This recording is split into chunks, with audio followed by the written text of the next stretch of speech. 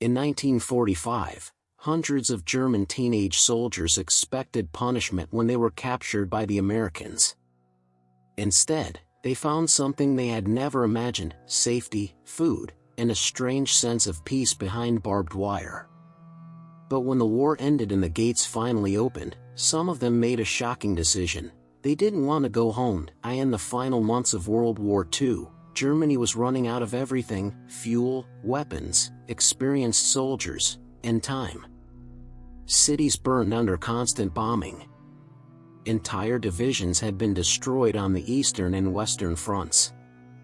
And as the Allied armies closed in from every direction, the German leadership made one last desperate decision. They began sending boys to war.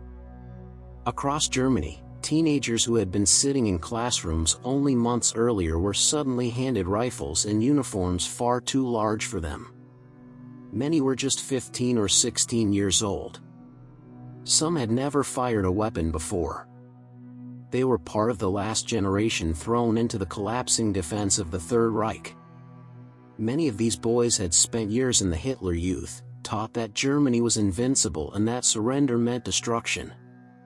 Their instructors told them that American and British soldiers would torture them, starve them, and treat them worse than animals if they were captured. So when the fighting reached its final chaotic weeks in early 1945, these teenagers fought with a mixture of fear, confusion, and blind belief. Some were placed in anti-aircraft batteries defending German cities from endless waves of Allied bombers. Others were rushed to the Western Front, where they were ordered to slow the advance of experienced American units moving through forests, villages, and shattered towns. The battles were short and brutal. Many of the boys had barely learned how to load their rifles before they were surrounded by American troops. For 16-year-old Karl Schneider, the moment of capture came suddenly in the forests near the Rhine River. After days of retreat, his exhausted unit was cut off by advancing American infantry. Karl remembered the moment clearly for the rest of his life. The American soldiers shouted orders in a language he barely understood. Their rifles were aimed directly at him. His hands trembled as he slowly dropped his weapon and raised his arms. He expected anger. He expected violence. Instead, something unexpected happened. One of the American soldiers simply motioned for him to walk forward.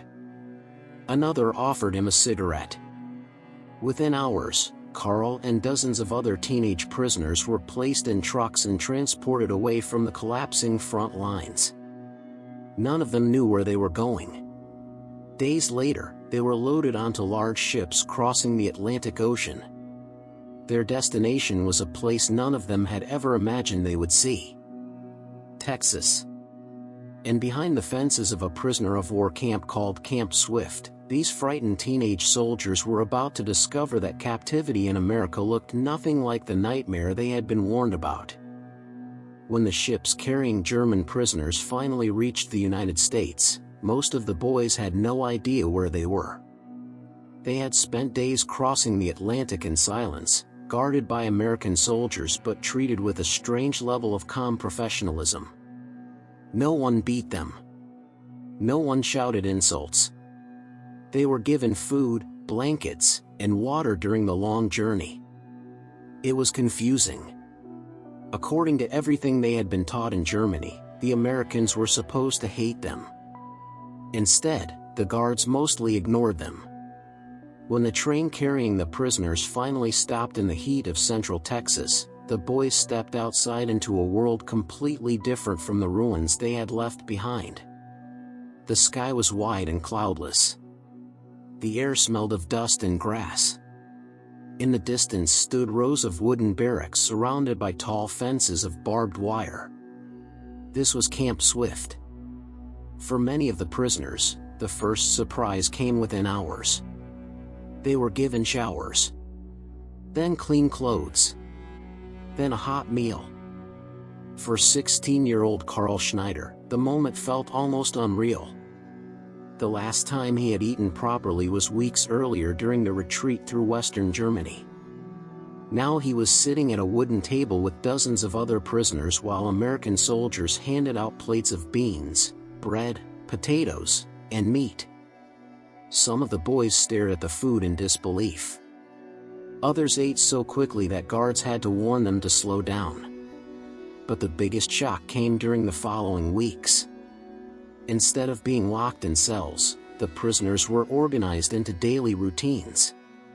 Each morning began with roll call in the dusty yard. After that, many of the prisoners were assigned work details outside the camp, helping local farms harvest crops, repairing roads, or maintaining equipment. For the teenage prisoners, the work was often the first time they had experienced ordinary civilian life in months. They saw American towns. They heard people laughing in cafes. They watched children playing baseball in open fields. It was nothing like the image of America they had been taught. Inside the camp, American officers began organizing activities to keep the prisoners occupied.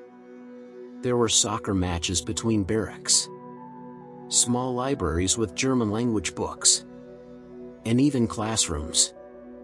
In one of the wooden buildings, volunteer instructors began teaching English, mathematics, and world history. At first, many of the boys attended simply because there was nothing else to do. But soon something unexpected began to happen. During the lessons, discussions about the war slowly began to appear. Teachers talked about the rise of Hitler. They spoke about propaganda. They mentioned concentration camps, something many of the young prisoners had never heard explained openly before. The conversations were uncomfortable. Some prisoners became angry. Others fell silent. But for boys like Carl, something far more unsettling was happening. For the first time in their lives, they were beginning to question everything they had been told growing up in Nazi Germany. And as letters from Europe slowly began arriving at the camp, bringing news of destroyed cities and missing families, another thought started quietly spreading among the youngest prisoners. If Germany was gone, what exactly were they going back to? By the autumn of 1945, the atmosphere inside Camp Swift had begun to change. For months, the teenage prisoners had lived in a strange kind of suspension, far from the battlefield, far from the ruins of Europe, and far from the chaos that had swallowed their homeland. But slowly, the outside world began to reach them. It arrived in envelopes. Letters from Germany. At first, many of the boys were excited. Mail meant that someone from home was still alive. Mothers, sisters, and sometimes fathers who had survived the war were finally able to send news. But the letters carried stories that were far darker than anyone had imagined. Cities that once held hundreds of thousands of people were now fields of rubble. Entire neighborhoods had vanished under bombing raids. Factories were destroyed, transportation barely existed, and food was painfully scarce. One letter described Hamburg as a landscape of broken stone. Another prisoner received word that his entire street in Cologne had disappeared during the bombing. For some boys, the letters brought even worse news. Families had vanished. Parents were missing. Brothers had died on the Eastern Front. Carl Schneider received his first letter on a warm October afternoon. His hands trembled slightly as he opened the envelope. The handwriting was his mother's. She wrote that their home near Dusseldorf had been destroyed during an air raid months earlier. The family now lived in a small temporary shelter with several other displaced families. Food was rationed, and most days they survived on thin soup and bread. Her final sentence stayed in Carl's mind long after he folded the letter. "If you are safe where you are, thank God for it." For the first time since his capture, Carl felt a strange and painful realization. Behind the fences of Camp Swift, he was safer than his own family. The same thought was quietly spreading among other prisoners. Germany, the country they had been taught to defend with their lives, no longer looked like the homeland they remembered. It was now an occupied nation divided between foreign armies, struggling to feed its population. Inside the camp, life remained strangely stable. Meals arrived 3 times a day. Work details continued. Classes filled the afternoons. The contrast was impossible to ignore. One evening after a soccer match between 2 barracks, a small group of the youngest prisoners sat together outside one of the wooden buildings. The Texas sun was slowly setting, turning the sky deep orange. Carl listened as another boy, only 17, spoke quietly.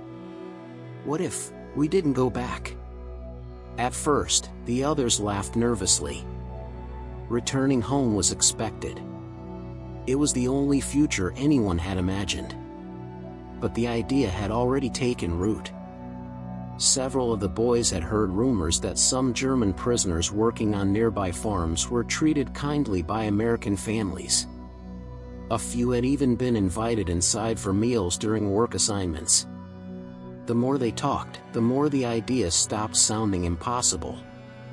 For boys who had grown up in the final years of Nazi Germany, America now represented something completely unfamiliar. Not an enemy, but a second chance. And in the quiet corners of Camp Swift, a question began to circulate among the youngest prisoners, a question that would soon reach the ears of the American officers running the camp. Could they stay? By the end of 1945, the war was over, and preparations were quietly beginning across American POW camps. Soon, the German prisoners would be sent home. Ships were being scheduled. Lists were being prepared. Camp officials began informing prisoners that their return to Europe would start in the coming months. For most of the older prisoners, the news was expected. They had families waiting, homes to rebuild, and a country that, despite its destruction, was still their homeland. But among the youngest prisoners at Camp Swift, the reaction was very different. Instead of relief, many felt something closer to fear. Germany was no longer the place they remembered. The letters from home had made that painfully clear. Cities were shattered, food was scarce, and millions of people were struggling simply to survive the coming winter. America, on the other hand, had become strangely familiar. The routines of the camp, the work on nearby farms, the quiet afternoons in classrooms learning a new language. For some of the boys, this was the first time in their lives they had experienced stability without propaganda, marching, or the constant pressure of war. And so, something unexpected happened. A small number of the teenage prisoners began asking a question that stunned the American officers overseeing the camp. Could they stay in the United States? At first, the request sounded impossible. Official policy required that prisoners of war be repatriated once hostilities had ended. International agreements were clear about that. But the requests continued. Some boys asked quietly during conversations with guards. Others spoke to camp administrators after English classes. They explained that their homes were gone. Their families were scattered. And returning to Germany felt like stepping into a future filled only with uncertainty. Several American officers later wrote in reports that these requests were sincere and heartbreaking. These were not hardened soldiers. They were teenagers who had been thrown into the final chaos of a collapsing war. Boys who had been taught to hate America, but had instead discovered kindness behind its barbed wire fences. In the end, the rules did not change. Like hundreds of thousands of other German prisoners held across the United States, the boys of Camp Swift were eventually sent back to Europe in 1946. But the story did not end there. In the years that followed, some of those same former prisoners found their way back to America, this time not as captives, but as immigrants. They returned to the farms where they had once worked as prisoners. They built families. They started new lives in the country they had once feared. And for many of them, the strange Texas camp where they had first arrived as defeated teenage soldiers would remain one of the most unexpected turning points of their lives. Because sometimes, history's most surprising transformations don't happen on the battlefield. They happen quietly, behind barbed wire.